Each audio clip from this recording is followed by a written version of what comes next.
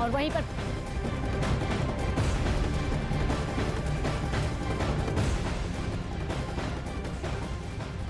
तो जमीन पर यूक्रेन के साथ युद्ध कर अपनी ताकत से पश्चिमी देशों की नींद उड़ाने वाले व्लादिमीर पुतिन का प्लान इससे भी ज्यादा बड़ा और खौफनाक है। दरअसल अमेरिका को सबक सिखाने के लिए पुतिन ईरान के साथ मिलकर डॉलर को कमजोर करने का मास्टर प्लान बना चुके हैं, जिसके बाद दरअसल माना जा रहा है कि गोला बारूद के बाद अब नई जंग आर्थिक मोर्चे पर लड़ी जाएगी।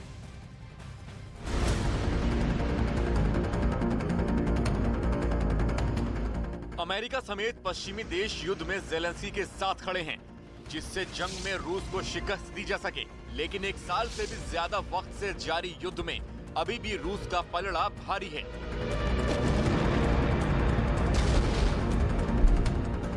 अब पुतिन ने एक ऐसी चाल चली है, एक ऐसा मास्टर प्लान तैयार किया है, जिससे अमेरिका से बिना युद्ध लड़े भी पुतिन उसे धूल चटा देंगे। रूस और ईरान के बीच हुई इस डील के बाद बाइडेन की नींद गायब हो चुकी है। द यरूशलेम पोस्ट के मुताबिक बीते रविवार को तेहरान में एक अहम बैठक हुई, जिसमें रूस और ईरान के बीच डॉलर को कमजोर करने के मास्टर प्लान की भी चर्चा हुई। दावा किया जा रहा है कि दोनों देशों में डॉलर के प्रभाव को कम करने पर सहमति बनी है। इस दौरान ईरान ने विश्व अर्थव्यवस्था में अमेरिका के वर्चस्व पर चिंता व्यक्त करते हुए डॉलर को कमजोर करने की नीति पर एक्शन को जरूरी बताया।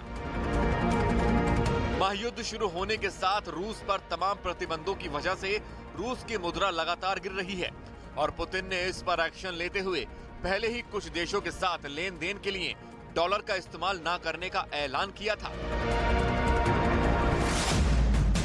इन देशों में एशिया के कुछ देशों, अफ्रीका के कुछ देशों और लैटिन अमेरिका के देशों के साथ होने वाले व्यापार के लिए डॉलर की जगह चीनी युआन का इस्तेमाल करने को कहा था। रूस ने अमेरिका पर आरोप लगाया है कि वो डॉलर का इस्तेमाल हथियार के तौर पर कर रहा है, क्योंकि दुनिया भर में होने वाला व्यापार 70% अमेरिकी डॉलर में होता है। इसी फाइनेंशियल पावर को अमेरिका दूसरे देशों पर प्रतिबंध लगाने में इस्तेमाल करता है।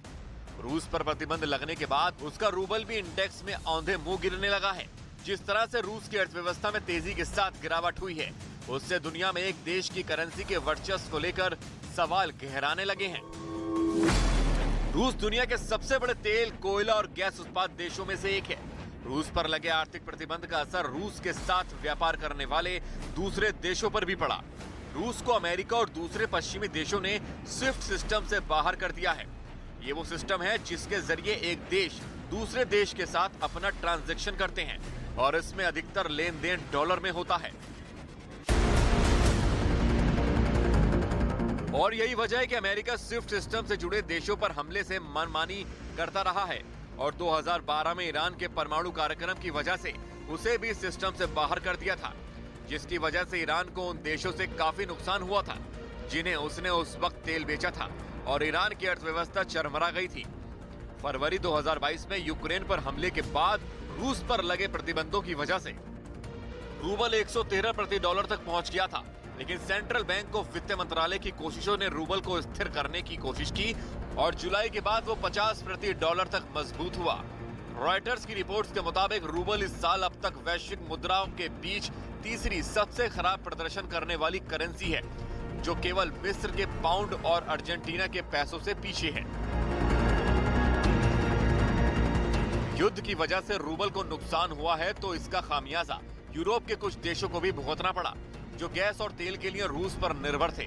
लेकिन रूस के बैंक जानकार मानते हैं कि रूबल अभी भी कमजोर हो रहा है और दुनिया भर के देश लेन देन में रूबल के इस्तेमाल से हिचक रहे हैं, जिससे डॉलर लगातार मजबूत होगा।